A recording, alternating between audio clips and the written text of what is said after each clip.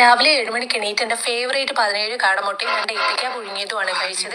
ബ്രേക്ക്ഫാസ്റ്റിന് 6 ഗോതമ്പ് റൊട്ടിയും താറാമുട്ടക്കറിയും മീൻ വറുത്തതും കഴിച്ചു. പിന്നെ 6 ക്രീം ഫഡ്ജും കഴിച്ചായിരുന്നു. 11 മണിക്ക് പോപ്കോണും മിൽമായുടെ ബട്ടർ സ്കോച്ച് ബദാം ഫ്ലേവേർഡ് മിൽക്കും കുടിച്ചു. ഉച്ചയ്ക്ക് ചോറ് പുറത്തുനിന്നായിരുന്നു. പിന്നെ കുറച്ച് പീനട്ട് ബട്ടറും കഴിച്ചു. ഉച്ച കഴിഞ്ഞ് സൈറ്റിൽ പോകണമായിരുന്നു. 4 മണിക്ക് 2 പപ്സും 2 കട്ട്ലറ്റും കഴിച്ചു.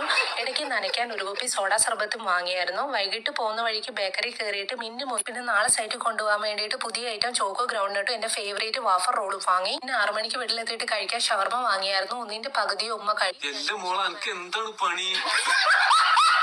ദിവസം 2 മണിക്കൂറെങ്കിലും എനിക്കൊന്ന് ഉറങ്ങിക്കൂടെ? അല്ലേ? ഒരു സംഖ്യ സേവ് ചെയ്യാല. നേരം വെളുക്കുമ്പോ തുടങ്ങിയ യുദ്ധാണ്.